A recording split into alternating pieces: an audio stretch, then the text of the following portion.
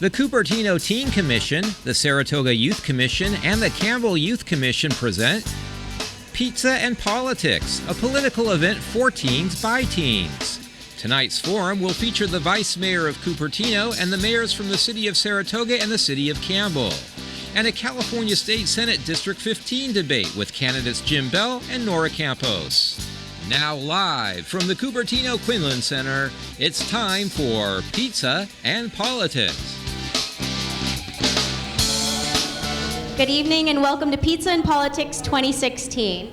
My name is Misha. I'm a junior at Cupertino High School and I'm the current chair of the Cupertino City Teen Commission. Our commission is comprised of 9 members from middle and high schoolers all throughout Cupertino. Our main focus is to advise the City Council on all youth-related issues and plan events for our teens. All of us here from Cupertino, Campbell, and Saratoga are extremely excited to introduce to you Pizza and Politics 2016, and we hope you enjoy the event. Hi everybody, my name is Allie and I'm a junior at Midi High School. This is my second year on the Campbell Youth Commission. I'm proud to be the chair of the 2016-2017 term. The Campbell Youth Commission comprises of 15 Campbell residents ranging from grades 7th to seniors in high school. We act in an advisory capacity to City Council on matters related to teens. On behalf of the Campbell Youth Commission, we'd like to thank the mayors and political representatives for attending Pizza and Politics 2016. Hi everyone, my name is Shafali Vijay and I'm proud to introduce myself as the chair of this year's Saratoga Youth Commission. Our commission is comprised of 11 students and we represent 5 schools. Our goal is to act as liaisons between the youth of Saratoga and the City Council, as well as to get youth interested in politics through events like this Pizza and Politics Political Forum. Today, I'm happy to introduce our moderator, Crystal Bethelio. She has graciously agreed to moderate the discussion between the candidates today. She does a fantastic job every year, and we are so grateful to have her back. That being said, I'll be turning it over to Crystal for the first round.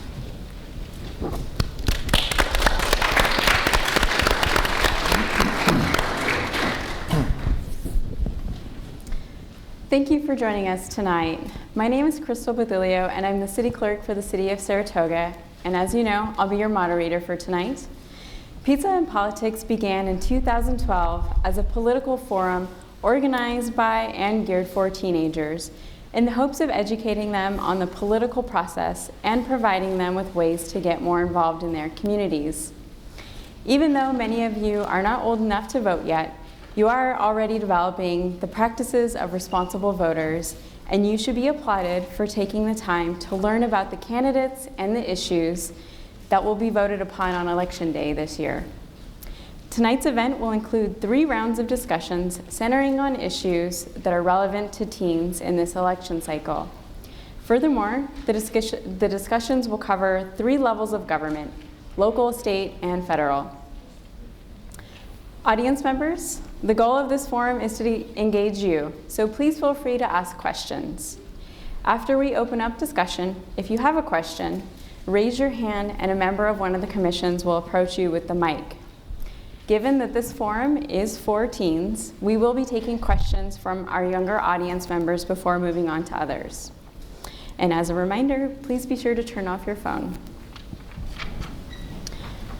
For our first panel tonight, we'll have the Mayor of Campbell and Mayor of Saratoga, as well as the Vice Mayor of Cupertino, discuss the issues affecting youth in their communities. Our speakers tonight include Campbell Mayor Jason Baker. Mayor Baker has served on the Campbell City Council since 2008. He is a graduate of University of California, Davis, and received his law degree from Santa Clara University School of Law. Vice Mayor Savita Vaidyanathan, thank you, with the City of Cupertino, is filling in tonight on behalf of Mayor Barry Chang. She joined the Cupertino City Council in 2014, and she holds a degrees from Delhi University, Lucknow University, and has an MBA from San Jose State University. She worked as program coordinator at the Center to Develop Women Entrepreneurs and as a consultant for San Jose State. Mayor Manning Capello with the City of Saratoga has been on the council since 2010. He's a graduate of Cal Poly State University, San Luis Obispo, and earned his MBA from University of San Francisco. He's currently a business professor at De Anza College. Thank you all for joining us tonight. In the interest of time, we do ask that you limit your responses to questions to 90 seconds. And to kick things off, I'll ask you your first question. Most of our audience members are teenagers and they're not eligible to vote yet. Why should they get involved in local government, and what type of impact can they make on their community? And we'll start with Mayor Baker. All right, I get called on. Thank you very much, Crystal, for hosting this again this year. You always do a terrific job. And thank you all to the audience members for coming out and already participating and showing that teens do care about issues in their society. I think even though you can't vote, we can vote. And we vote on issues all the time that affect teenagers. And so it's important for you to let your voice be heard in other ways. You know, one of the ways you can do it is come down to any city council meeting, and there's, as you all probably know, but maybe some of our viewers don't know, you can come in during oral requests and talk about any problem that you've got in the community that affects your local city council. And we had an 11-year-old young man come to the council just not too long ago and talk about issues of traffic outside his school. And those kinds of things we listen to, even if you can't vote. We know that you're our community members. We know that you're leaders of tomorrow. And so we will listen to you. The other thing you can do is things like this. And if you want a concrete example of making a difference in your community, I did this forum a couple years ago, and it was put on then by the Cupertino Youth Commission and the Saratoga Youth Commission, not by the Campbell Youth Commission, because there wasn't one. And at the time we were discussing whether or not we should have a youth commission, and I was told by a number of people not to do it. We had education professionals telling us, look, the kids won't show up, they won't do the work, they'll do it for a little while in their senior year, it's just going to be too much work and you won't get anything out of it. And then I did this forum, and I saw the work that the teenagers put in to the forum and how great it could be. And I voted for a youth commission, and I'm glad today that I did. And I'm glad you made a difference. Thank you. Vice Mayor of Cupertino. Thank you, Crystal. Thank you really for pronouncing my name every time right. Thank you. And thank you to the Teen Commissions for hosting this event. And welcome to Cupertino, everyone. I'm the Vice Mayor sitting in for our Mayor Barry Chan. Most of what I agree with just about everything that Mayor Baker said. And you're already half the way there by hosting this forum, by also involving your parents. I can see some of you brought your parents here.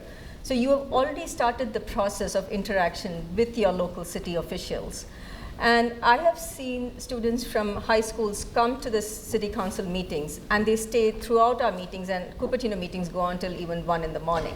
So they stay at least till about 11 p.m. and they come and ask us questions on how we are voting and why we are voting the way we are voting. They get involved in everything that's happening in the city. So what I would ask you to do is, do you have something that concerns you? Traffic is something. Do you think about the environment? Does water concern you?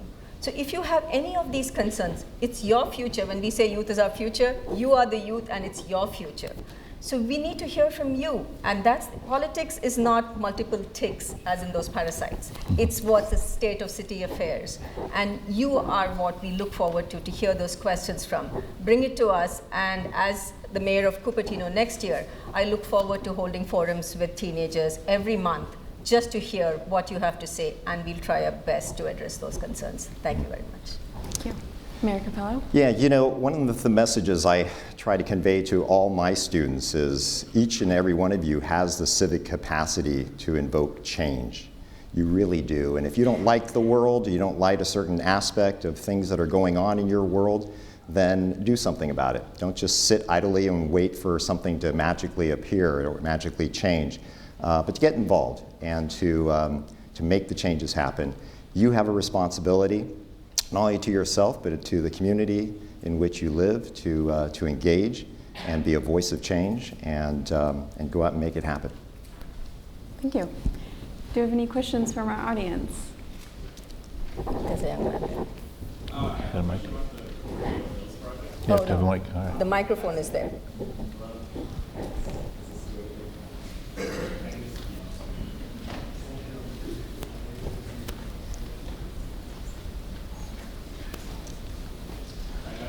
I had a question about the Cupertino Hills project. Hello? There you go. Okay. I read a lot about the green roof. How is the green roof environmentally sustainable? With it, I didn't see that it featured any sort of like California native grasses or any of that kind of sort. And I also read that it would use up to 86,000 gallons of water a day. Is that true? Are we going to be instituting a 30-acre green roof in a state that's like stricken by drought? What are the plans for the green roof? Could you repeat the full question? Is the green roof environmentally sustainable? Okay, so I can only give you facts. I cannot give an opinion here because this is something that's going to be on the ballot. And as a city council, we have taken the position that we will not take sides, and I cannot opine. But what I can say is you have to read through an entire 9212 report, which is about the measure, and it talks about how recycled water will be used for the green roof. All right. Thank you. Our next question from the audience. Well, while we're waiting for that question, I'll go ahead and ask. Oh, do we have one over there? Mm-hmm. I'll filibuster for 1 second. She's got a mic now. I was going to say. If Proposition 62 passes, recreational marijuana use would be legalized. How would your city go about regulating it? Great question. You know, in Campbell, we're looking at that right now, and in fact, we have an ordinance coming up at our next meeting, and staff's going to make a recommendation to us. And I think that I'm certainly in favor of medical marijuana, done correctly, but now this recreational marijuana is a whole other field of issues. And you know, in Colorado, they've had an experience really trying to get a handle on this, and it's not just whether you want to use it recreationally and smoke it, and that's just that it ends there. There's issues with edibles and whether or not there's going to be childproof caps on the edibles and dosages. If you have an edible with a really high dose, if a kid does accidentally get into it, that can cause a real problem.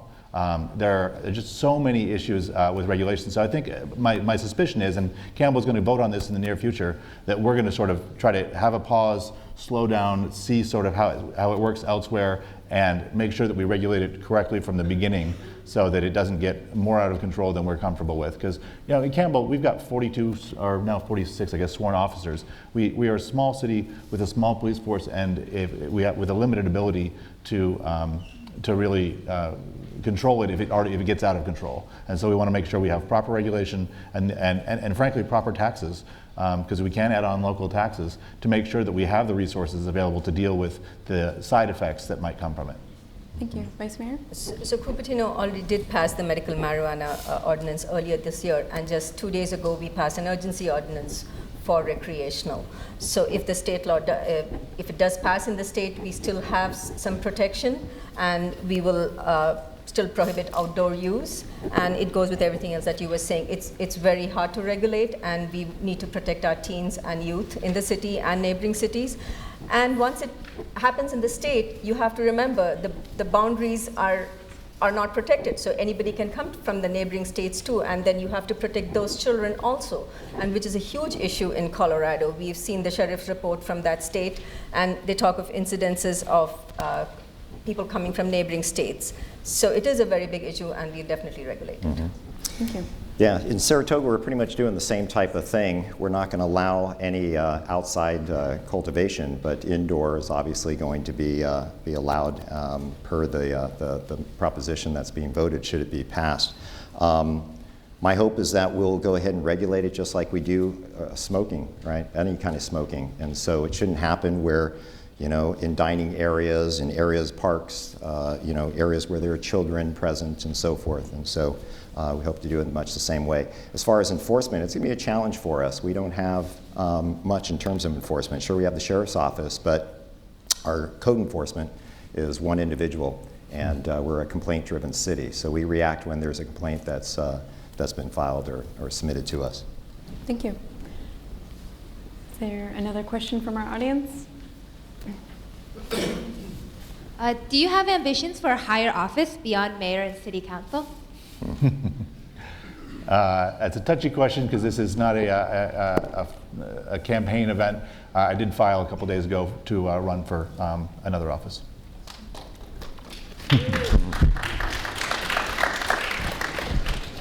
And I can't. Yeah, go ahead. Sure. Well, no, I don't have any ambitions to run for higher office. Of course, I never had ambitions to be a council member either, but my arm was twisted, and I'm glad it was because I've really enjoyed the experience and just the connection that I have in the community, which is much deeper than I would otherwise have. But I guess I never say never is kind of a motto in that you just never know what the future will hold. But I currently have no ambitions to go for further office at this time. Somebody twist his arm. He's good. So exactly like what Mayor Capello said, my arm was twisted by a fellow council member, Rod Singh, sitting right here in the audience, and a former council member. I came in screaming. I really did. And I've been drinking from the fire hose. It really has been in Cupertino for the last 2 years. But like you said, I'm really glad that I did it because I learned a lot. I've got more involved in the community than I ever was. And I look forward to completing this term of 4 years, and we'll touch back then. Thank you. All right, do we have another question over here in the white shirt? Hi, so I hear all over the news about the police shootings in other parts of our country. How are you guys working to minimize that here? Great question. How? So she has to, did you hear the question? No, I couldn't. So the question was that there are shootings in other parts of the country, and what are the cities doing to address that issue? So I'll start, I guess, unless one of you guys wants to. So I think a big key to this is outreach and community involvement, and our officers do a tremendous job sort of on their own with this. Our officers do, I'm blanking on the name, but they have a time when they're required to stop at kids' lemonade stands. The chief says, all right, any kid lemonade stand you see, you got to stop at. They go out and do coffee with the cop, and it's not just the chief or the captains that do coffee. It's the line officers who are out there in the community every day, take time out of the day, go to a coffee shop. Any member of the public can come talk to them about any issues, any concerns, and really being real efforts like that, being out in the community, I think really helps make the officers part of the community. And instead, it's not an officer, it's Joe, it's Sam, and you get to know them, and I really think that makes a difference. I also think body cameras make a difference, and Campbell actually was the first city in the Northern California to have body cameras, I think, and we just got our new round of body cameras because our old ones wore out because we'd had them for 7 or 8 years. And I think that really helps build a sense of trust among the officers and the public, and dispenses with a lot of the concerns people might have that something might be wrong. I think body cameras done right can really be helpful, and I think our officers like them and use them well. Thank you. Vice Mayor? We have several events in the city, and we always invite the sheriff's office to be present. And the kids really love it. So they have an interaction with the sheriff's office, and they get to hear what exactly do they do through the day. They also get to interact with our fire. So they know exactly how they are protected in the city. And when they get an opportunity, the sheriffs also go to the schools, and they teach them how exactly they need to protect themselves. So we have an interaction going with the youth and the sheriff's office, and we share services with Saratoga. Mm-hmm. Yeah, we're blessed to live in cities, each of us, that are very, very safe. When you hear the news of what's going on in the rest of the country and such, it's very disheartening. I can only imagine what those communities are going through when these types of incidents occur. But again, we've got a great sheriff's office that we contract with. Campbell Police is absolutely outstanding as well.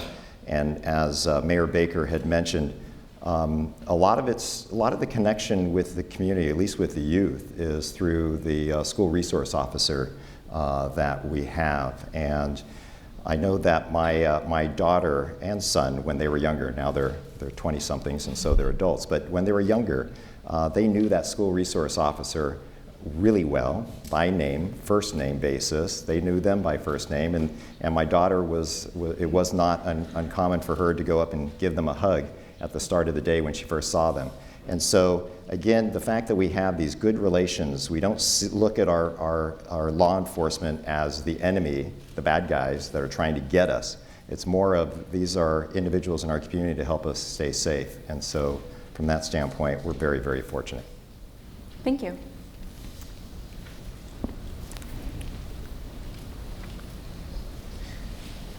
Given that today is LGBT Support Day, what are you doing in your cities to support LGBT teens and individuals? Great. you want to mix up the order? We'll start with I Mayor figure I'm Capello. going to hog in there first. Sure. You know, we live in a very diverse community, extremely so, not just culturally, but socioeconomically, and with sexual orientation as well. And I think what we don't do anything specific for any one group, but we are doing as much as we can to be inclusionary. We try to not just accept one another, but to celebrate one another as well.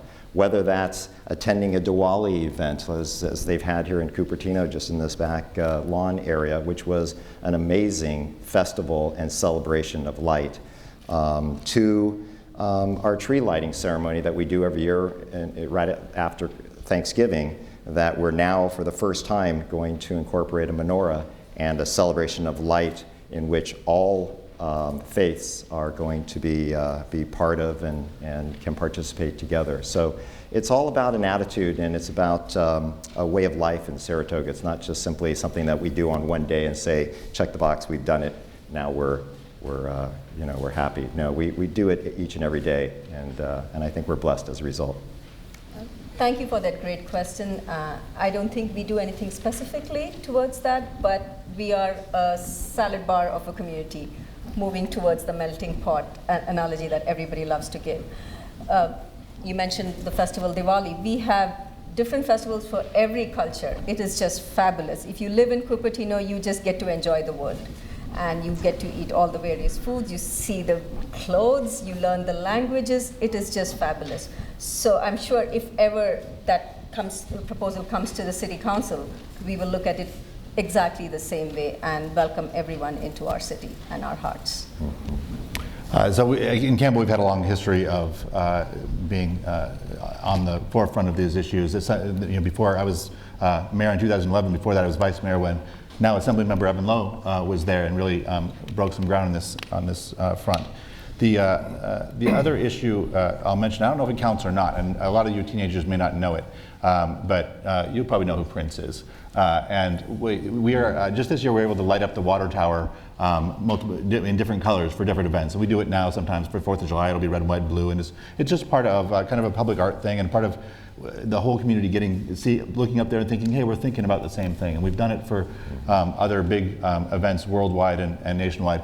But one of the things, and it's one of the few powers that the mayor in Campbell actually has, different from council members. I actually got to decide what colors to put it up, for at least a certain amount of time. And one of the things I did is light it up when Prince died, because Prince was an icon for a lot of the LGBT community. Was somebody who was proud to be different, and I think that gave a lot of people courage to be a little different, or who felt different. They felt like that guy's really cool, and so. I think that those kinds of things, when you can bring visibility to something like that, I think it actually maybe does make a difference. Thank you. We have our next question. A question right over here.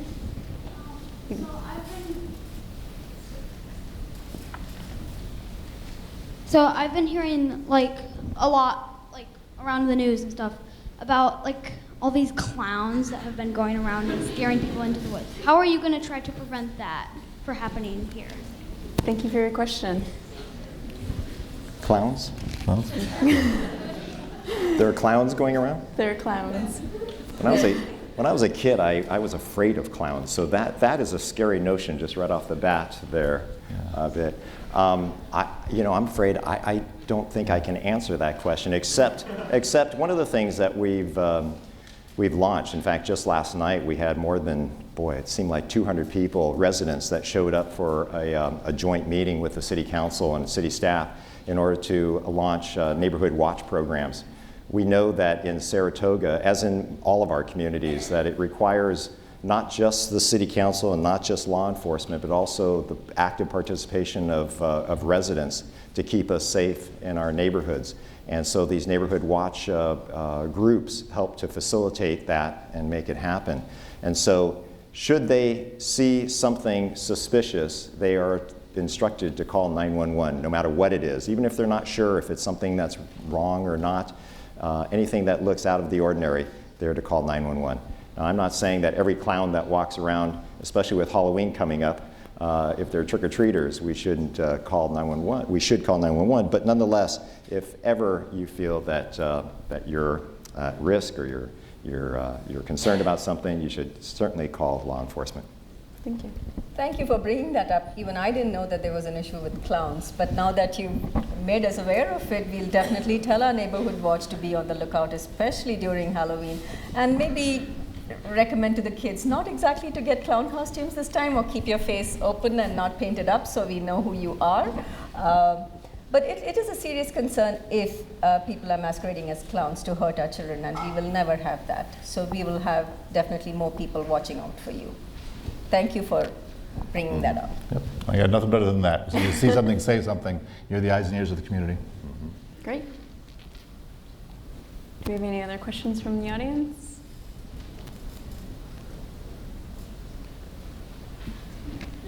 No? Don't you feel like advising people to not cover up their face and basically advising people not to cover up their face or dress up for Halloween kind of buys into the fear? Doesn't make more people aware that there is a clowning issue? It makes more people worried about the whole situation. I'm just concerned about the clown costume, so I'd rather be safe. With other masks, I'm not questioning those. Can I ask a follow-up question? Sure. Okay, so I'm from Monte Vista, and our principal recently requested that all students stop wearing face paint for Halloween to basically protect us from clowns. Do you support that? Would you support that decision? That's between the principal and the students. I don't think the city can question that. Diplomatic. Yeah, she's ready for higher office. Yeah, there you go. It's jurisdiction. I learned the hard way. Mayor Baker, Mayor Capello, did you want to add on to that? Okay, great. I have nothing to add. I'm sorry. Not on that. We're all clowns. I just want you all to Yeah. be safe during Halloween. As a parent myself, we want you all kids to be safe. Come by my house. I'll give you the candy. I won't ask you to take off your masks. Thank you. Our next question from the audience. Hello. First and foremost, shout out to Varun Venkatesh for the drafting of this question. If Proposition 63 were to be passed, it would prohibit the possession of large capacity ammunition magazines. Do you think that this proposition would be able to effectively address things like the gun show loophole and or online purchases? And how do you plan to address these issues on a local level?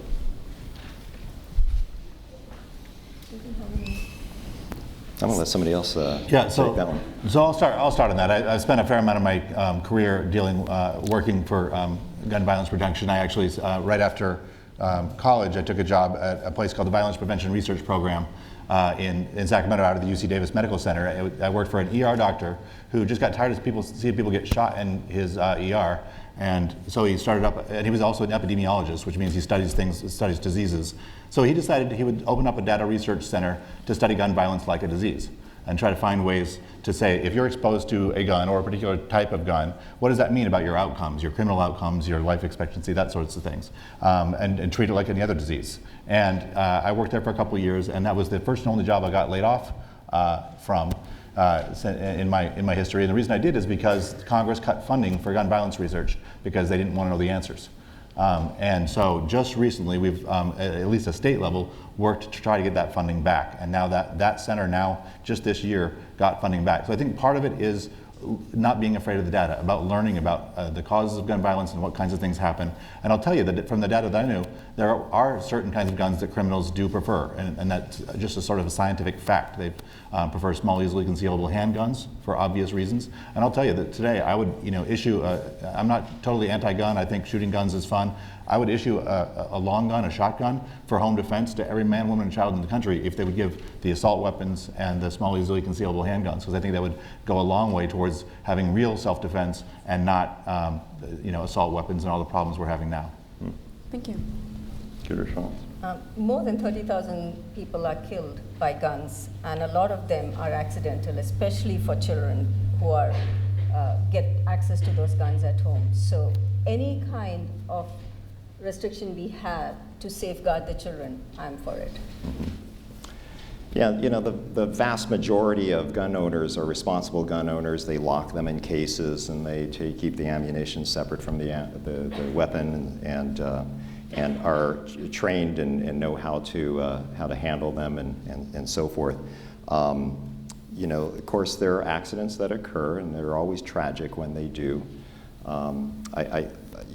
You know, well, we'll just leave it at that. That's.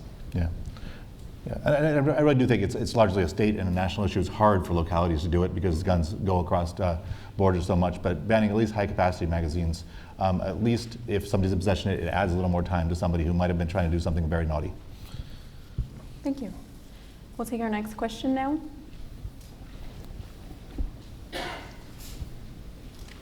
My question, so as you guys may have heard, there have been many anti-Semitic events, for example, at schools like Fremont. Would you guys be in favor of the Anti-Defamation League coming to the high schools and giving lectures, and also what else would you try to do to prevent events like this? Thank you. No, if you want to go. No, I'm again very thankful to you for having brought it up. You know, these are things that you don't get to hear when you are on city council, except when teens like you bring it to us. So whatever we can do to educate and not have anything of this kind in our communities, I'm for that, because you're all true Americans. Nothing should divide you at all. In my eyes, you're just beautiful children going to school, getting an education, and trying to be better citizens and our future. So please come, we'll have this conversation. Yeah, you know, it's not just anti-Semitism, but it's just, you know, tolerance for all people. We're all different, right? Many of us are immigrants or come from immigrant pasts. And so, again, it's about inclusion, it's an attitude, and with the rhetoric that is going on at the national level, it's just, it's opening up a lot of wounds, many that each of us haven't truly healed within ourselves, and having these words being spouted out by individuals in an irresponsible manner makes it such that it almost makes it okay to act out or to speak out or to do these things that we wouldn't otherwise do. I think now's the time more than ever to send a message, to create actions that are inclusionary and accepting of everyone, regardless of their race or creed or religion or whatnot. I think that's ultimately the important thing. Yeah, and I think you're both exactly right in terms of this really comes from a place of ignorance. We had a forum in Campbell. I tried to actually get one started like this, and somebody ended up beating me to it. I'm glad they did, because it's an important time to talk about these issues. You know, when folks, especially at the national level, and I think you're right to bring that up, talk about locking people up or shipping people across borders. Some people mistakenly think that's just words, and it's okay, it's just words, we'll just let it pass. And so I think the more that folks who have a history with this, who can say, I'm Jewish American, I'm Japanese American, and this is real, and this sounds familiar, and we've been there before, and it's not just words, it's dangerous. And it can lead to really dark places. I think that education component, I think that the Anti-Defamation League can do some of that work. I think that hearing testimony from people who talk about the history and the history of their families and what these kinds of words and this kind of language actually led to will help make sure that it's not forgotten, that the next generation of folks learn it, and if it's just uneducated folks doing some graffiti in a school, maybe we'll help sober them up a little bit and really realize the real harm they can do to people with either words or writing. Thank you. Well, this concludes the first part of our forum tonight. We'll be returning after a short break with the candidates for California State Senate District 15. Thank you for joining us. We really appreciate your time. Thank you. Thank you.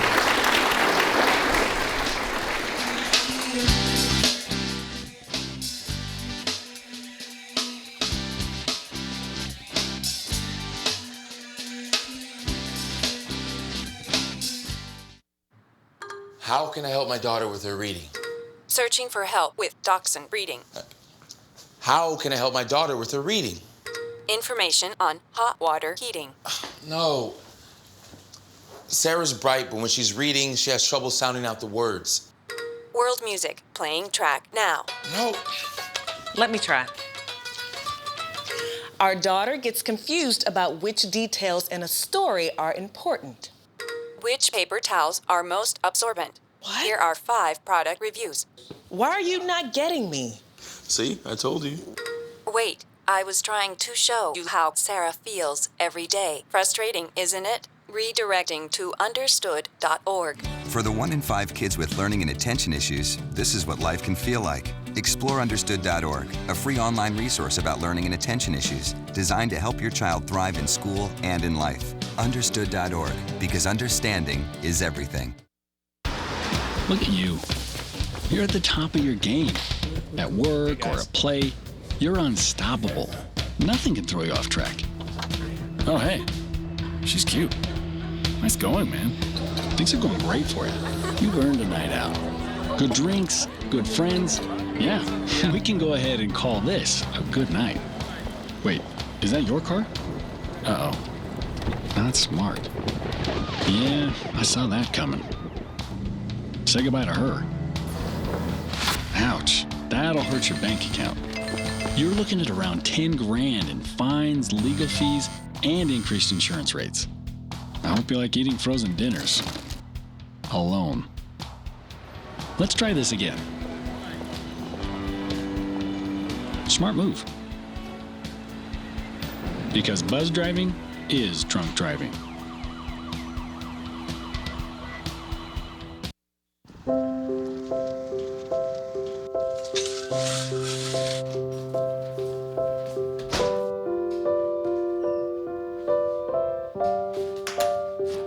I like to eat apples and bananas. I want to eat apples and bananas. I need to eat apples and bananas. Why can't I eat apples and bananas?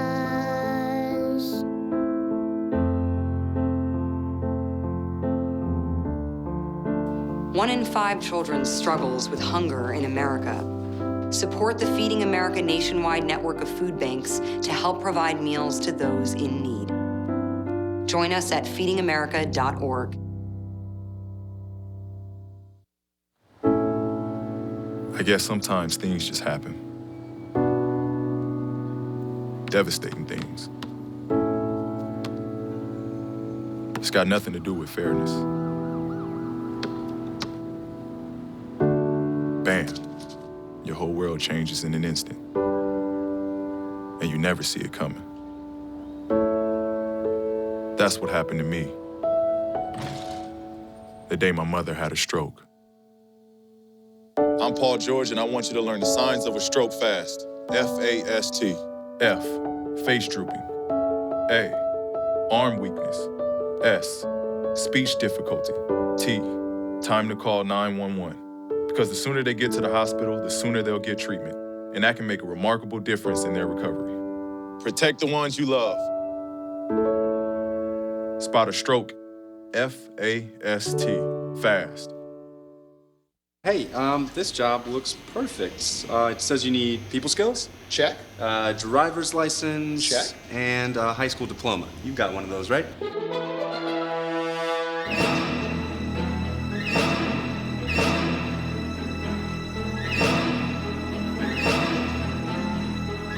Skip the drama. Get your diploma. I got that. You are good to go. Take that first step towards a better future. Find free adult education classes at finishyourdiploma.org. You're doing great. We're gonna try this again, okay? Okay. Wheels, pedals, handlebar, brakes. Sit up straight, keep your weight in the center, keep your eyes on the road, hands on the grips, butt in the seat. If we feel ourselves falling, what do? Just keep pedaling. Good girl. Now remember, it's all about balance and steering. Steer with your hands, steer with your body. Steer into the corners and you stay out of trouble. And the bell's your buddy, so go ahead and ding that. All right, you ready? Here we go. Pedal, honey, pedal. There you go, you're a bike rider. Most parenting is hard to do in just 2 minutes. But 2 minutes twice a day making sure they brush is easier, and it could help save them from a lifetime of tooth pain.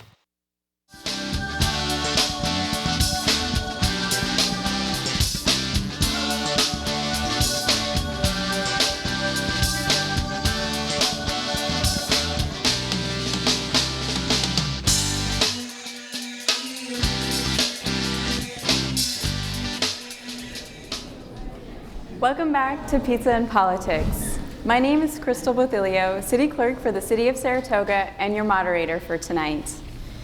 During our first round of discussions, we focused on local issues. For the second round, we have State Senator Jim Beall and Assemblymember Nora Campos. Both are running for State Senate District 15, which represents Campbell, Cupertino, Saratoga, and other areas of Santa Clara County. Senator Beall, a Democrat, is the incumbent, and he's being challenged by Assemblymember Campos, also a Democrat. Before we begin, I'd like to remind you all that these candidates are here tonight to engage you.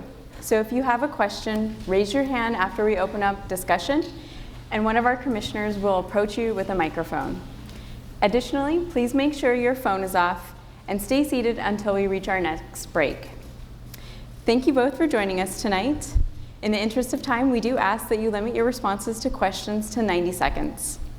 To kick things off, please tell us about yourselves, your past political experience, why you should be the next state senator for District 15. We'll start with Senator Beall. Well, thank you for inviting me here, and thank you for the youth commissions, the Tri-City Youth Commissions. I want to say, first of all, I think being on a youth commission is very important, because in San Jose, I served on a youth commission when I got started, and that's how I got involved in government issues. I was very concerned about the growth in the environment in the city of San Jose, and I wanted to do something about it. So I got on the youth commission. I got involved in the planning activities from neighborhood groups, and served my city. I became a planning commissioner at age 24, and then a city councilman, and later a county supervisor and a state legislature. I'm a state senator now representing Cupertino. So I'm very pleased to be here. I think community involvement is very important, being involved in our community, participating in government, whether through the youth commission or in my case, I have student interns in my office from many of the schools in the local area. And I support mentoring and community activities for those people. So I appreciate all the efforts that everybody's making to make our community a better place, and that's what we have to strive for. Thank you. Thank you. Assemblymember Campos. Well, first of all, thank you for the opportunity to be here with you all. It's so great to see such a diverse group of individuals. And the question is, well, how did I get into this? Well, I actually started my career, I'd like to believe, at student government. And why it was important for me to be part of the student government is because at any capacity where you have the ability to share your point of view and advocate for what you believe is going to be best for your community, and at that point it was at the school level, you should use your voice. And why do I think I'm the best person for this position? And I like to think that I'm not running against somebody, but that I'm putting my leadership forward for the voters to determine what they want as we move forward in California. And California is very diverse. It's changing. I think that I reflect what California looks like. I also believe that I have the ability to understand what are the issues that the youth are facing right now. I'm a mother, I have a child in school, and someone talked about some of those issues. And actually, I got some notice from my child on those issues. So I know what the issues are for young people. I've been very vocal at the state level, and I also served on the city council. And one of my priorities when I was on the city council was to make sure that there were homework centers for youth, that youth centers were open for you after school and on the weekends. And I will continue to move forward and bring that type of vision as we move forward in the state of California. Thank you. As a follow-up, Assemblymember Campos, you're both Democrats. What do you think the most distinguishing characteristics are between you and Senator Beall?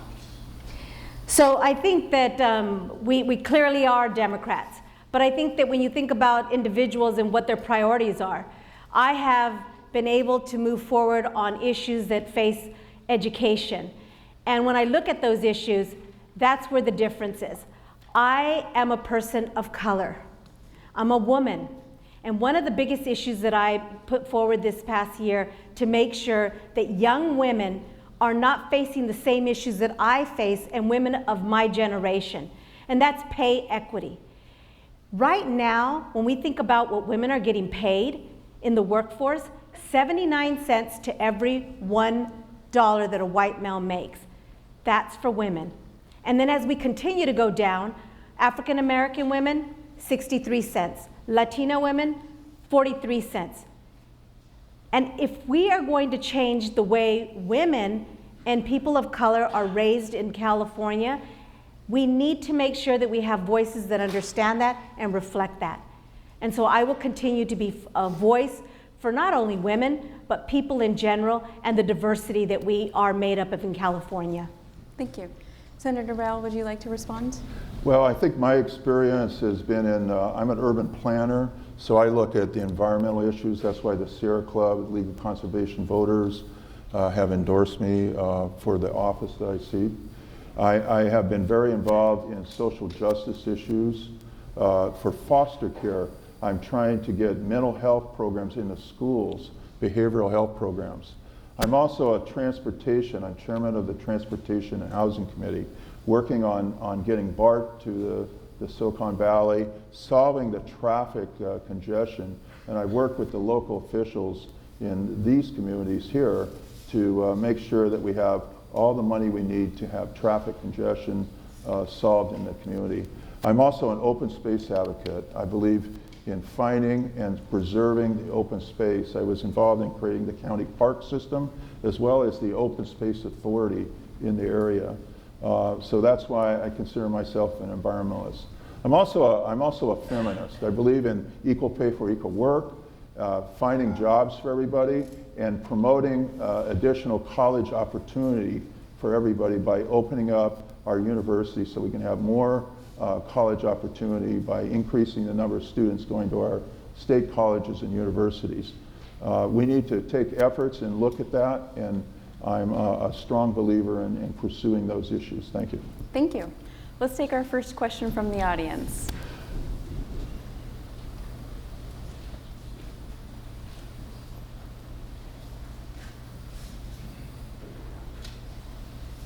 Hello. So one of the key issues, I think, for young people is the environment, and you know, it's our future, right? In terms of the environment that we're creating for for people like us to have to deal with it. And one of the differences I've noted is that there are certain pieces of legislation, like there was a Senate bill to expand renewable energy, and you, Senator Beall, supported that. So I was wondering, how do you, what do you think the importance of the environment is? I mean, obviously you have differing views on it, but considering that one of you supported that bill and one of you did not support that bill. So that's my question. Senator Beall, would you like to start? Well, I think we're talking about the global warming issue, and I'm a strong believer in doing a long-range funded plan to deal with global warming in our community and our world. We have to stop the global warming that's going on, and we need to have what's called the Paris Accord, which sets standards for reducing air pollution, taking carbon emissions out of the air, and doing a long-range plan and funding it in California to set the example for our country and the world right here in California to reduce global warming, and we can do it. You know that if we don't do it, there's going to be a disaster. The ocean will rise. We're going to have forest, including redwood forest. We're going to lose those forest areas. We're going to have weather and climate change throughout our community. We're already seeing the impacts in a little way in terms of the fires that are occurring and the dangerous dry conditions that exist more and more and more in California. So this is a long-range problem that we have to start now and have a strong state effort. And that's why I've been endorsed by the Sierra Club and the League of Conservation Voters, because I have strong positions on those issues. And I believe we should solve those problems and take affirmative action for it. Thank you. Assemblymember Campos? First of all, I have a record of 98% on the environment. And the only difference on between the two of us is that I believe that that the Assembly and the Senate should be accountable on what the plan should look like. We should not give it solely to a board that is appointed by the governor. Because the reality is that right now we have a governor that's good for the environment. But what happens in 4 years or 3 years when we go to an election? I believe that a plan, yes, can go to the Air Resource Board, but ultimately it is the responsibility of the electeds who are voted to make sure that that plan is implemented and that is held to the highest standards. And that's probably the difference between us. Thank you. Our next question, please.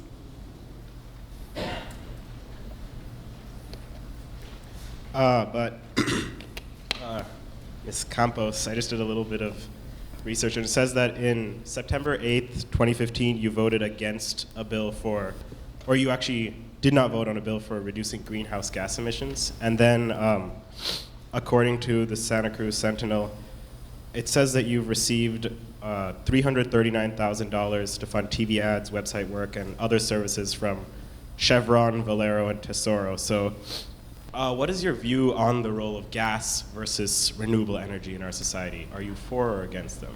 I'm for renewable energy. And first of all, the bill that you're talking about that I didn't support goes exactly to the thing that I said. It had something in there, it came back this year, and it had something in there that said that solely the Air Resource Board would be accountable for creating the plan, and I am very good for that. But it eliminates that plan coming back to the Assembly and the Senate for approval, and it doesn't hold us accountable to making sure that that plan moves forward. It solely puts all the power in the Air Resource Board, and I can't be supportive of that. People vote for us to be accountable for what the environment is going to look like. And for the other thing that you brought up, I did not receive that money. That is an independent expenditure. I have no control over that. I didn't know that they were doing that for me. And so those are monies that come in that you are not accountable. But I think the question you should be asking is maybe we should be forcing assembly members and the senators to say that we are responsible for the plan of what California is going to be moving forward in renewable energy, not the Air Resource Board. As I said before, go ahead. So would you say that companies and stuff that are donating money for this campaign are donating money so would you say that companies like Valero and Chevron, et cetera, who spent money to support you as a candidate are actually not indicative of your views? You know, I can't tell you what they are because I haven't had that conversation with them, but what I can tell you about they spent money to run ads for you, right? Sorry for interrupting. They spent ads? Money? According to this yeah, article. they did, but that wasn't in my control. But if we're going to get into that discussion, I also know that Senator Beall went to them when I got in the race, and they told him that they would not support him because that's not where they wanted to go.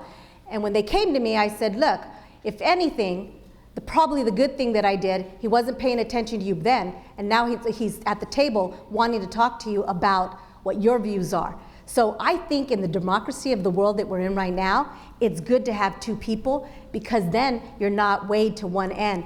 The one thing that I do believe in is that in order for us to be able to move forward in California, we have to be able to say that we're going to be a we community, not us against them. Because if you look at this issue, we also have to be looking at communities that are underserved and making sure that the transition that we're moving from, when we're moving from gas to renewable energy, that it's inclusive and that we're not creating the haves and the haves not. I am all for renewable energy and I will continue, and if you look at some of my policies, you'll see that I got policies that were moved forward to make sure that we have renewable energy. Thank you. Good question. Senator Beall, would you like to respond? Well, I've studied this issue. I've listened to the scientists. I've studied the issue fully. I've listened to all sides, and we're in a crisis in this world. We have to have a strong action to reduce global warming. We have to have a plan that goes beyond just 2 years, which is the one plan we have now. We need to have a plan that goes beyond 30 years, 40 years. We have to have more and more and have the majority of our energy provided by renewable sources.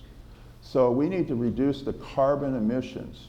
And we need to have everybody, the legislatures, the air quality board, the county board of supervisors, the city council, the community, the youth commission, everybody has to be involved in this subject.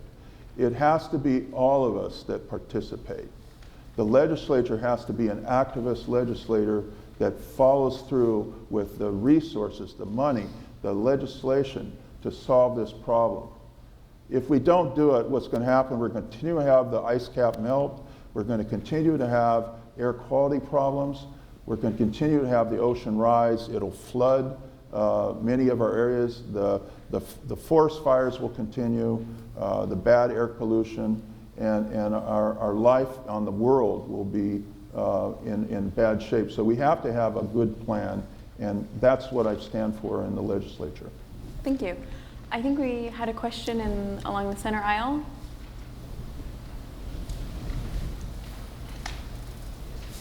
So in terms of education, I was just curious about both of your stances on this. There's been recent widespread complaint about outside students having priority over students from California in terms of applying to UCs. So do you believe that California students should hold some sort of priority in applying to UCs? Thank you. We'll start with Senator Beall. Yes, I do. And in fact, we supported a bill, it's SB 58, that establishes priorities for California students, that lowers the number of university eligible students from outside California, and that increases the number of available slots for students by 20,000 students in the UC and the CSU system. We've also added $860 million to the UC system, and I think it's about $760 for the California State University system. We need to add teachers, we need to get people through the university and college system faster. Some people take 7-8 years to get through. What they're doing is they're just holding up a slot for other students to get through the system. We need more teachers to expand the number of students that can go to the university and college, especially in our local community. We're way under in terms of the number of capacity in the University of California and the California State University.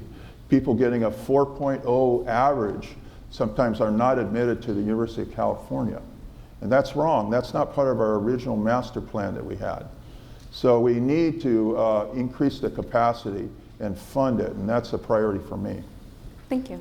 Assemblymember Campos? Yes, we actually voted on that last year, and this was the year that we actually got to see it move forward. And I'm supportive of that, but I'm also supportive of making sure that when you do go to college here, or you enter one of our universities, that you don't leave with a debt. And I will be exploring that as we move forward with some of my colleagues that will be coming into the assembly here in Silicon Valley. Too many individuals are graduating with the debt. I spoke to a woman that said, you know, I graduated, I went to law school, and I'm in debt $100,000. I'm never going to be able to own a home here in Silicon Valley because I have this debt.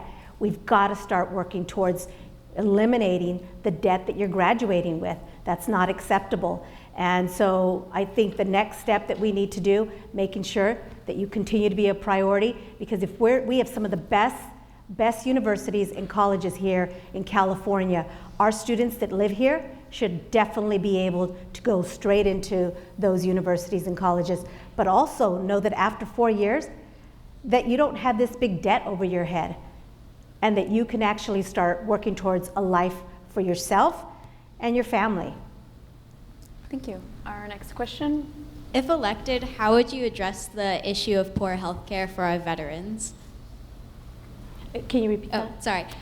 If you were to be elected, how would you address the issue of poor health care for our veterans? Assemblymember Campos, would you like to start? Yeah, first of all, thank you for that question. I sit on the status of women at the state level, and we make a lot of decisions about women's issues and what are their priorities. But one of the things that was missing on that commission, because the Assembly gets to appoint, the Senate gets to appoint, the governor gets to appoint, we didn't have someone that had the lens of the veterans' issues. And so this past year, we had an individual that actually got to sit on that commission and bring issues, on what are priorities for veteran women. And a lot of those issues were addressed. And I will continue to make sure, as we move forward in making sure that their health care is provided and that we're addressing those issues, housing is provided, and that they have opportunities to be able to work. And that college, if they choose to go to college or a career path in technical school, that those are available for them. Currently, they're available in some of our community colleges, but we need to make sure that our veterans are a priority. They go to war and they fight for our freedom. We should not forget about them. And the fact that they are not a priority right now in a lot of things, we have a huge homeless population, and a huge majority of them are veterans. That's not acceptable here in California. Thank you. Senator Beall. Well, I think when we look at veterans and the problems of health care for veterans, I start with the most destitute veterans, so those are the homeless veterans. There's about 100,000 people in California that are homeless on an average day. About 20,000 of them are actually veterans. And we have started an initiative to build veterans housing, and I lobbied hard to get the veterans housing $15 million for veterans housing in Santa Clara County. We're under construction. We're actually building a housing project that will house low-income homeless veterans. The legislature and the Senate actually produced a proposal from the Prop 63 Commission, which is money for mental health, to take some of that money, $2 billion actually, and have housing for the homeless mentally ill, including the veterans.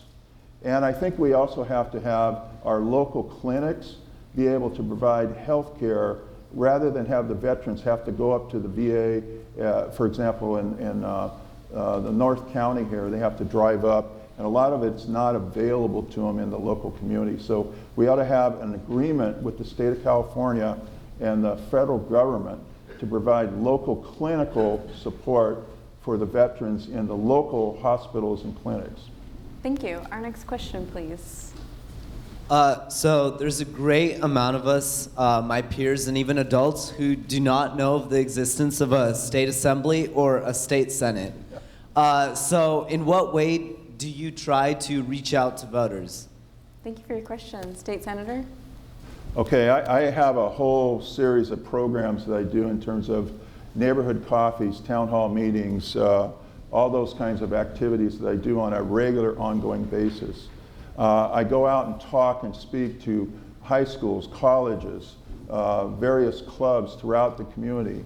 I have creek cleanups. I've done the Los Gatos Creek cleanup where we've had over 100 people every year going down and clean up the creek, get people involved in sort of protecting our environment and our community.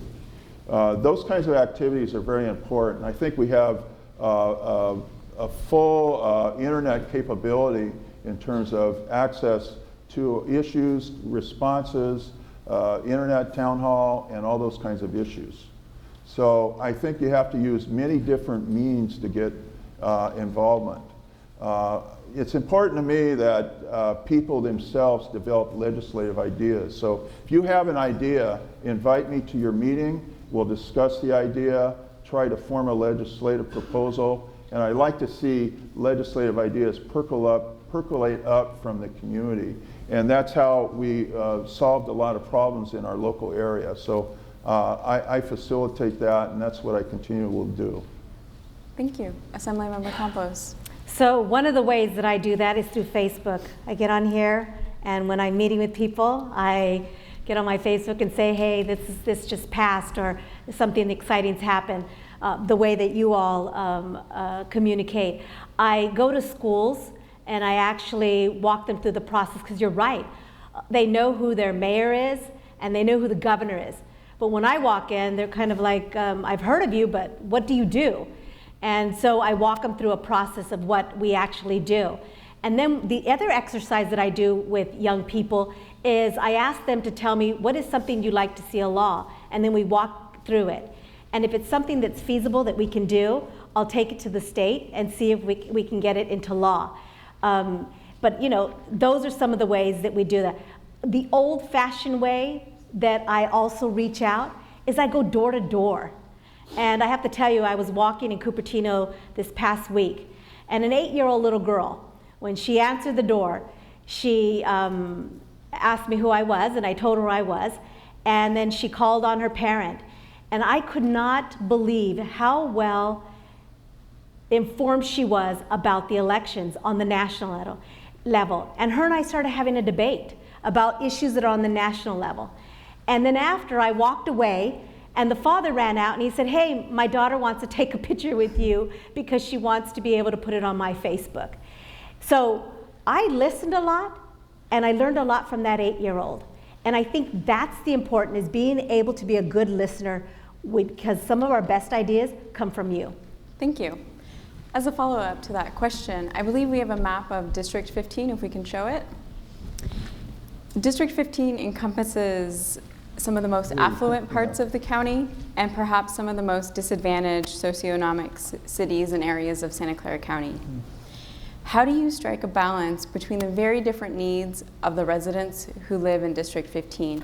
And we'll start with Assemblymember Campos. Well, first of all, you're absolutely right. It is a very diverse community.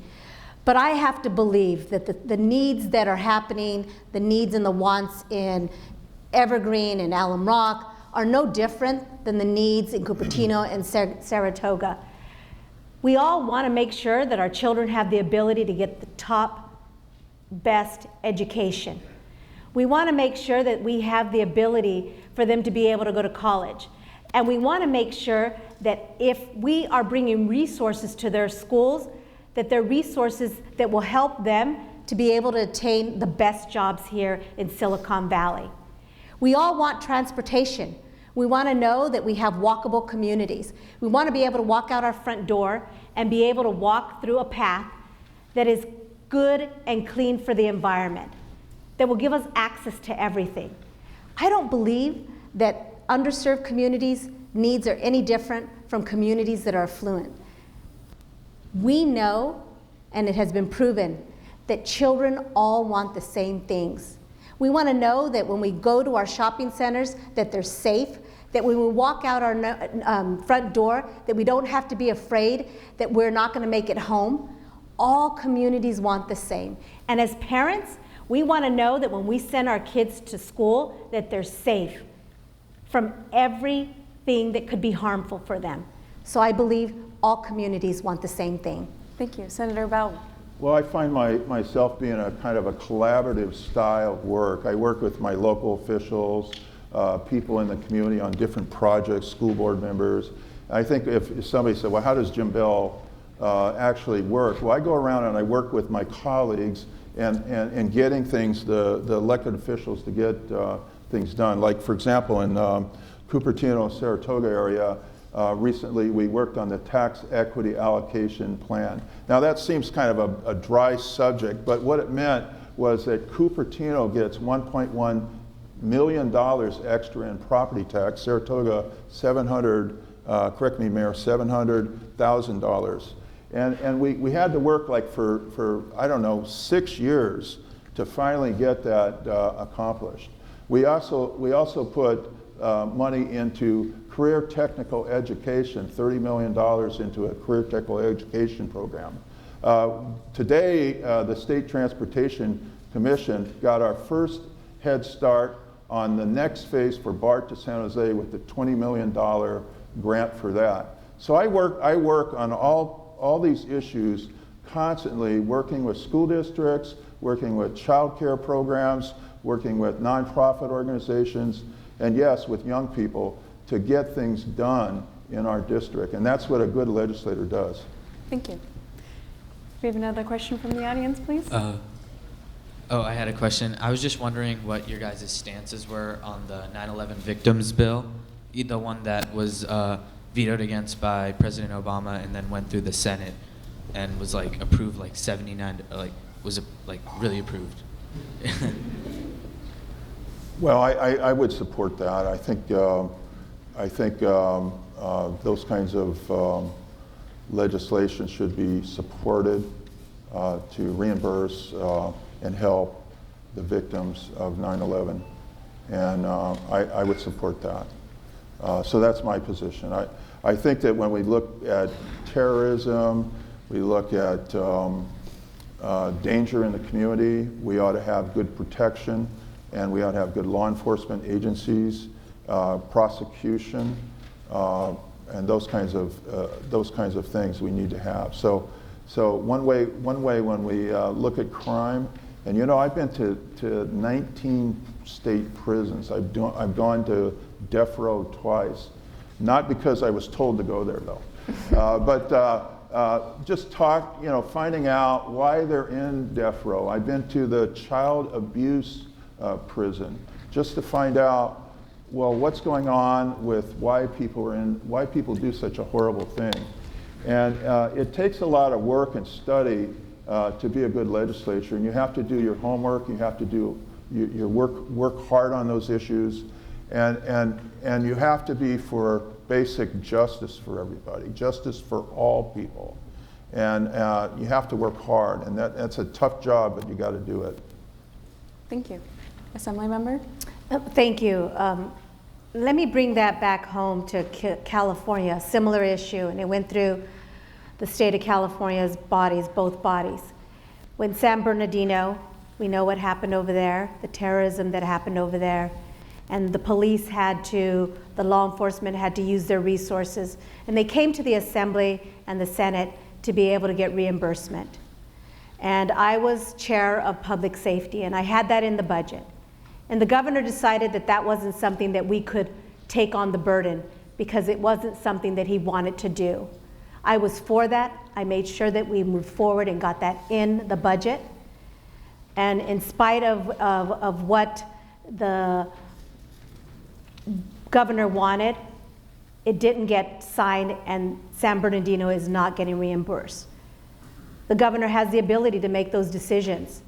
But I'll tell you, I will continue to move forward and make sure that if any kind of terrorism act happens to a community, because communities don't ask for that, it happens for whatever reason, we need to pull together as a state and make sure that we can provide for their law enforcement to get reimbursed so that they can be whole.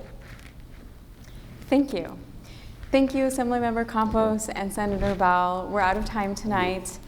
We will now be going to a short break, and when we return, our final round will feature a mock presidential debate with students from Lindenberg High School, moderated by Saratoga Youth Commission Chair Shafali Vijay. Thank you.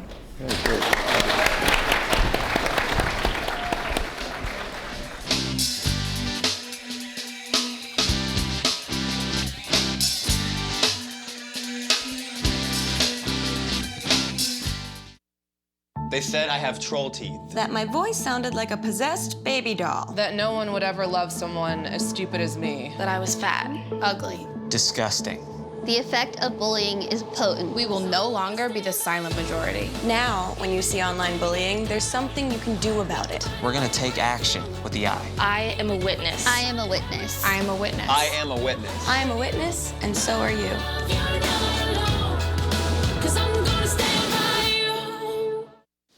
So they say it's a man's world? I don't see anybody's name on it. While they were doing their thing, we slowly changed our world. Today, women can do anything men can do. And there's one thing we're even better at.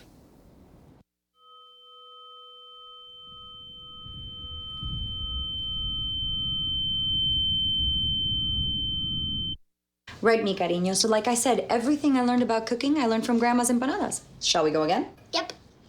Mix beef with the onions with the peppers with the paprika with the garlic with the oregano with the cumin. Got it? Got it. Throw on the olives, stir, season, stir again, pour out the flour, roll out the dough, make a circle, drop in a fistful of filling, fold over, press down, and ta-da!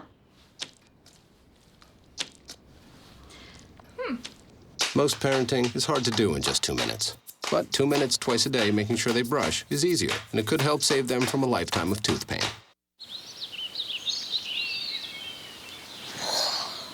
Oh, look, a redhead. Staring contest.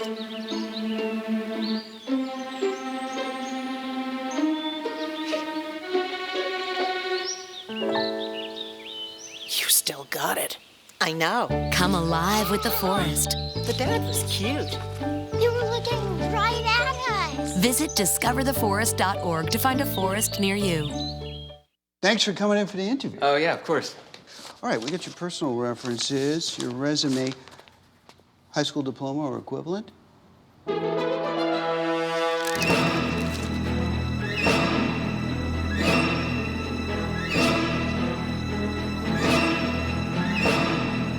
Skip the drama. Get your diploma. Yes, it's right there. Great. Take that first step towards a better future. Find free adult education classes at finishyourdiploma.org. It's not always easy being a dad. Do you have panda asthma too? Does that run in the family? This is the home of the most priceless kung fu artifacts. But when you make an effort, Dad, we're not supposed to touch anything. Oh, sorry. Go along, son. it's always worth it. Whoa! The smallest moments can have the biggest impact on a child's life. Take time to be a dad today. I am gonna get you. I'm gonna get you. Call 877-4DAD-411 or visit fatherhood.gov to learn more. Hey, did you know 2.4 million loving cats and dogs in shelters and rescues need our help to find a home? Let's go to theshelterpetproject.org and meet if you are in a shelter near you. Harlow, oh, she's one great listener who loves to hear all your stories. My kind of cat. Cerulo is a sweet, goofy boy who's eager to please. Sounds just like another dog I know. So go to theshelterpetproject.org, search your local shelters and rescues, and go for a cuddle with your next best friend. Adopt. When I was in foster care, I never knew when I would have to move. So I always had my suitcase ready to go. Then one day, I was adopted. My new parents opened their hearts and home to me. My parents cook my favorite breakfast for me every morning. My parents take me on trips I never thought I would go on. They gave me a home and an even better reason to use that suitcase. My parents aren't perfect, but they're perfect for me. Listen to me. I am captain of the track team. And if I'm late, She doesn't really think she's going to get out of here, does she? Be nice. She's new. Hello, is anyone there? Ugh! Wow. Even from our standards, you look awful. Oh, sweetie, what happened? Me? My friend Becky got to talk to this super cute boy, and I tried to act like I wasn't jealous, but I so totally was. And then out of nowhere, this concrete barrier just popped up. Maybe it was a semi. You mean you were driving? Yeah. I mean, I know the whole eyes on the road thing, but this was a super important text. Maybe you have to know, Becky. Texting? Great. But it was only like 5 seconds, and I'm a really, really fast texter, so it wasn't even a big deal. Actually, has she texted me back yet? Wow, I get like no bars in this place. I wonder if they have Wi-Fi here.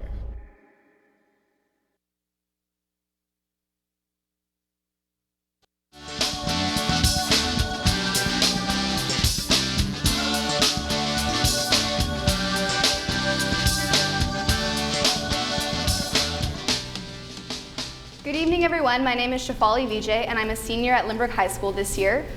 Today I will be moderating the mock partisan debate between the candidates that we have here. Just a quick disclaimer before we start, the candidates that we have here today do not necessarily represent the views of the party they are portraying.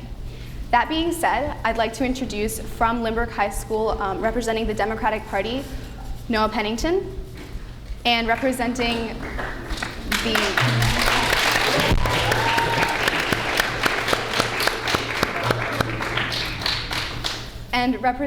the Republican Party today will be John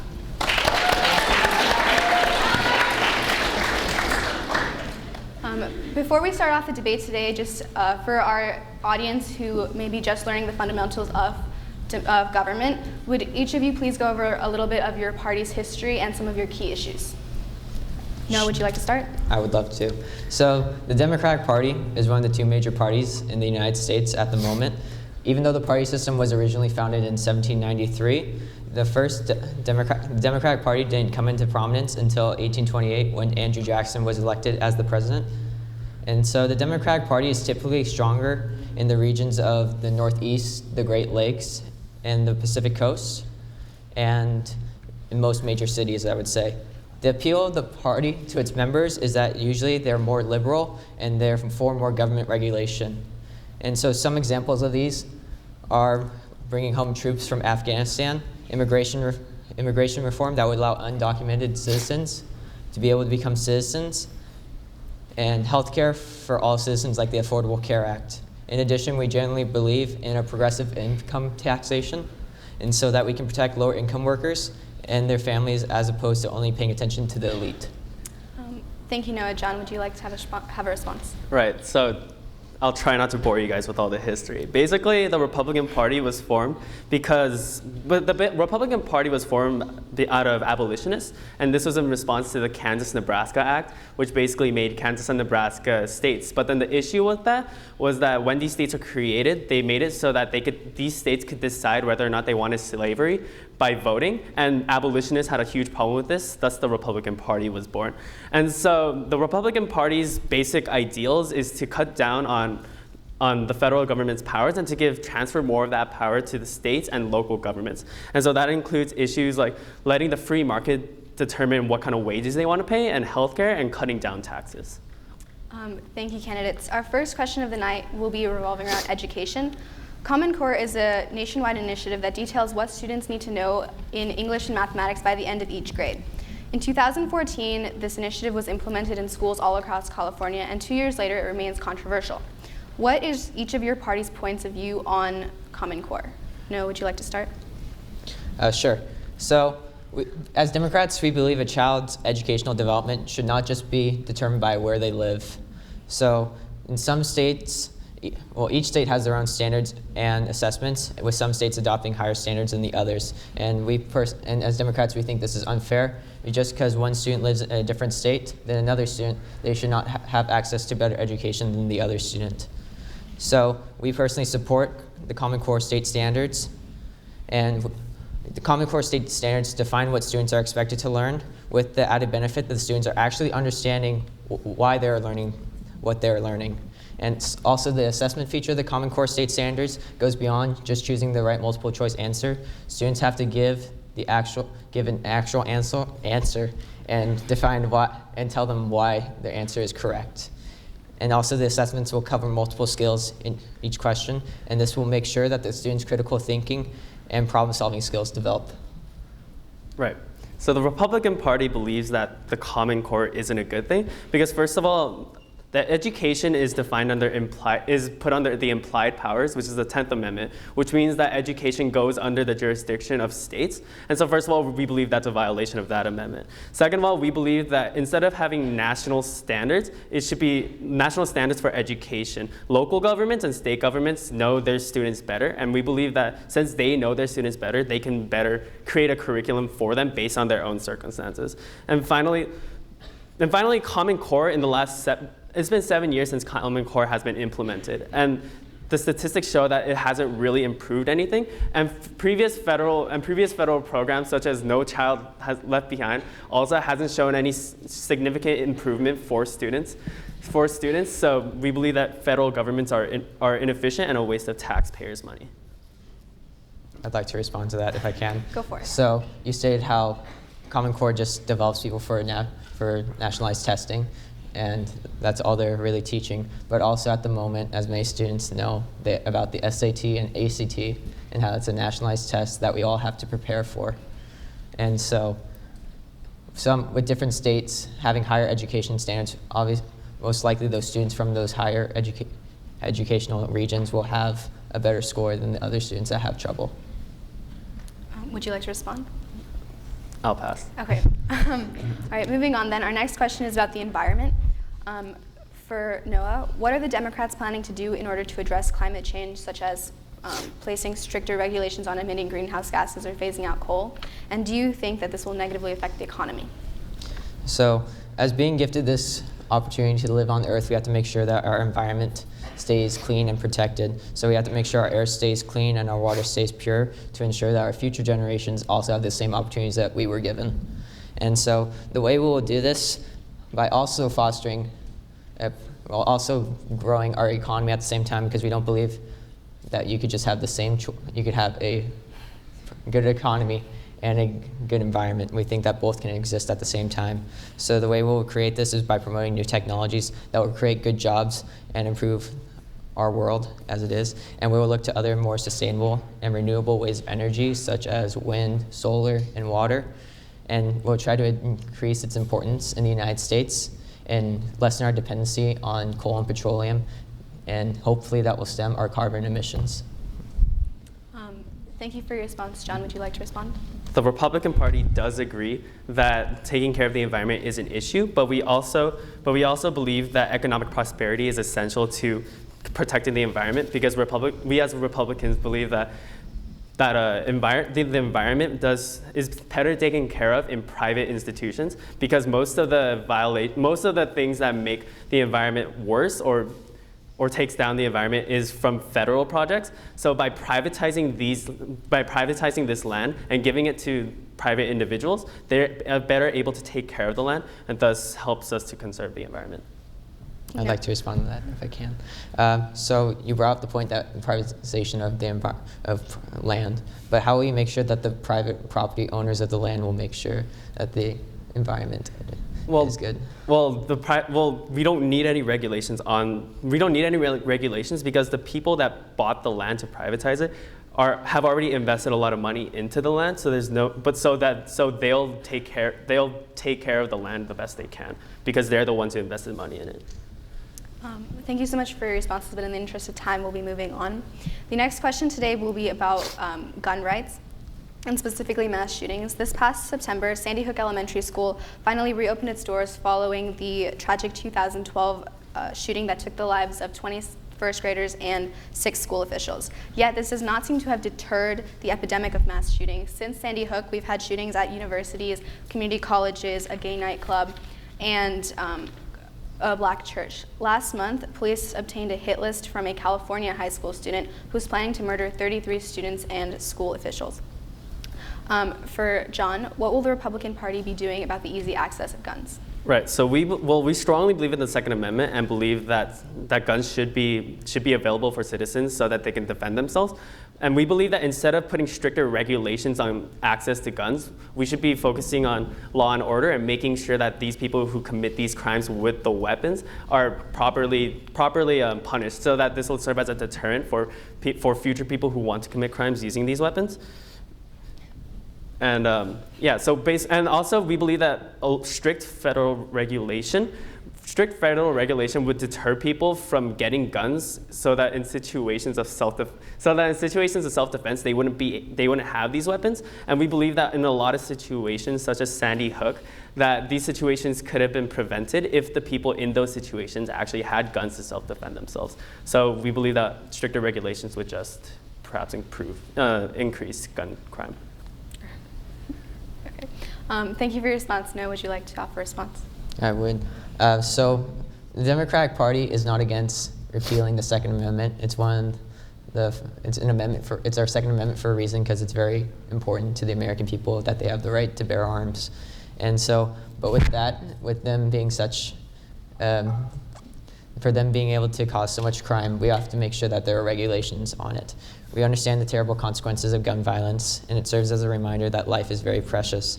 And so as the Democratic Party has so far, we've passed some regulations, but we need to do more. Some examples of these are the Brady Law, which requires a waiting period for handgun purchases and background checks to make sure that the purchaser can actually obtain the gun. And we have also passed the assault weapons ban in 7 states and in the District of Columbia. But like I said before, we have to do more. But we can focus on effective enforcement of existing laws, especially strengthening our background check system, and we can work together to enact common sense improvements like nationalizing the assault weapons ban and closing the gun show loophole so that guns do not fall into the hands of those few and irresponsible owners. Would you like to respond? Right. So basically, in response to that, we believe that putting more regulations on gun control penalizes honest people who get these guns and actually would pass those background checks. And having more regulations like background checks would again deter regular people from actually wanting to get those guns, because that process is so hard to get through, and it takes a long time. So we believe that would make less people want to get guns, and again, that would make situations where gun violence when in situations of gun violence, it would give these people the opportunity. It would give these people the opportunity to attack a bunch of victims, and those victims wouldn't have weapons available to them for self-defense. If I can respond to that. So basically, if we regulate, we'll have less guns out there in the world and in the United States. And with less guns, we're in turn going to have less crime. So that's why we think regulation is good in that point. But then also that just means that that'll deter people from getting guns legally, but then there are still these underground markets where weapons can still be obtained. So that just means that if these people have these weapons and they get them illegally, and regular honest citizens don't have guns, then those dishonest people have an advantage. Thank you, candidates, for your responses, but in the interest of time, we will be moving on. Our next question today is about tax plans. In this election season, there's been a lot of talk about taxes. So if you would please share with us your idea for federal income tax and what the next 4 years would look like if your party was elected. So, as I stated earlier, the Democratic Party naturally favors a graduated income tax. But what's important is that we would have no tax raise for those that make under $250,000. We would, however, raise the taxes for those that make more than that amount.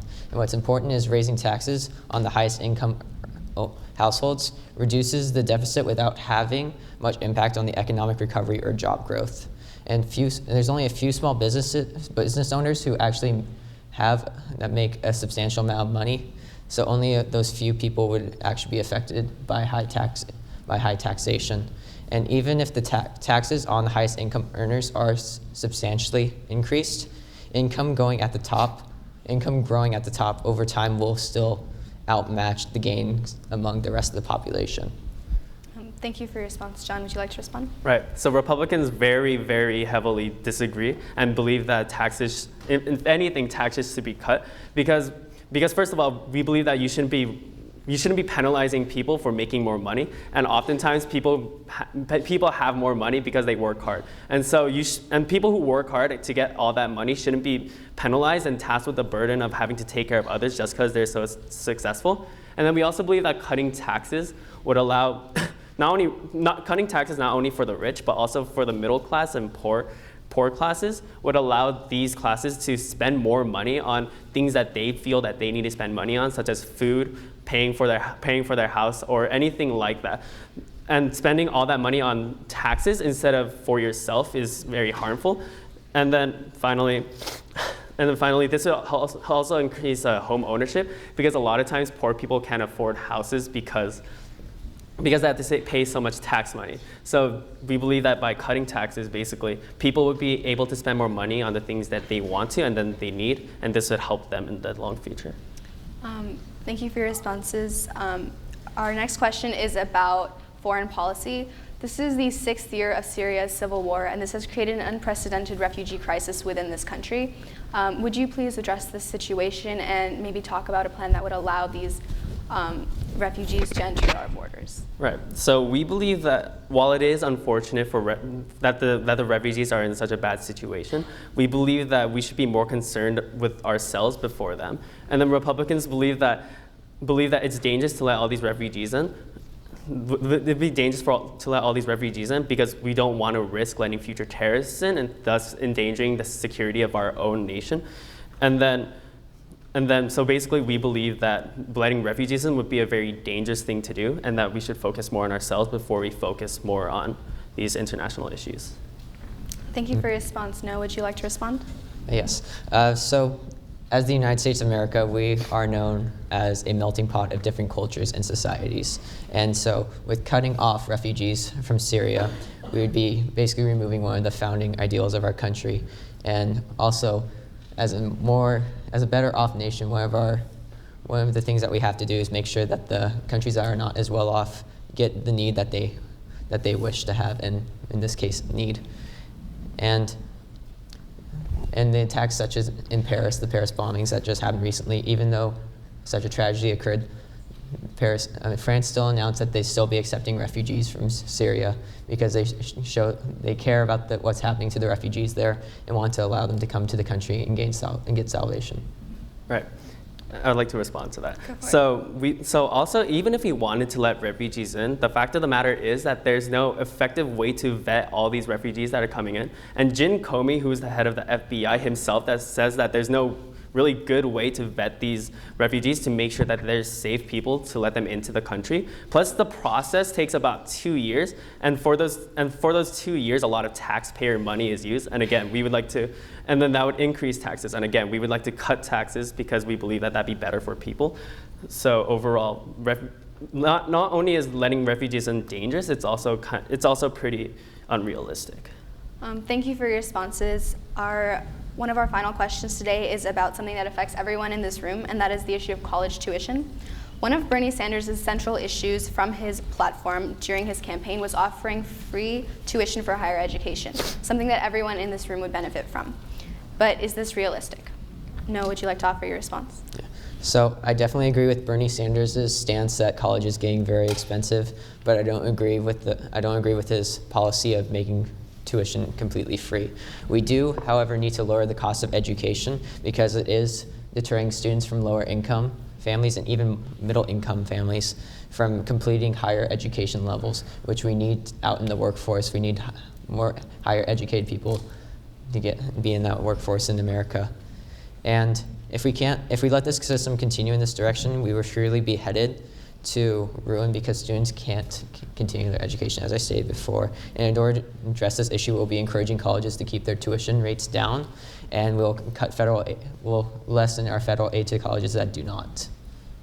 Thank you for your response. John, would you like to offer a response? Right, so we agree that education is something that is in desperate need of reform, but then we believe that instead of forcing these higher institutions of education to go along with these federal regulations, Republicans believe that we should invest more on community colleges and technical institutes, because the fact of the matter is the majority of the workforce and the available jobs right now in our economy are blue-collar jobs, and so thus investing in community colleges and technical institutes would allow more people to go to these colleges. And these options are even cheaper than higher level universities. So we believe that by investing in these kinds of institutions, that would prepare more people for the workforce.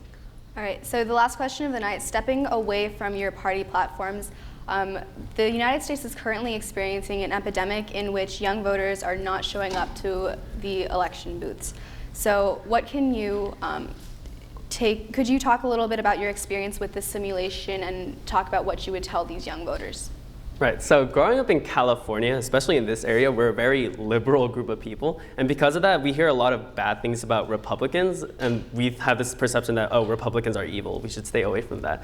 But then after doing some research into their beliefs, you start to realize that maybe they are reasonable, and maybe that some of what they're saying is, in fact, even if you don't agree with it, what they're saying is at least valid. So I think that it's important when you guys go out to vote in the future to not just blindly follow what other people around you are voting for, and instead to do your own research and make sure that you have a lot of different perspectives on the people who are running, so you have so you can fully educate yourself before you vote and make the best decision for you.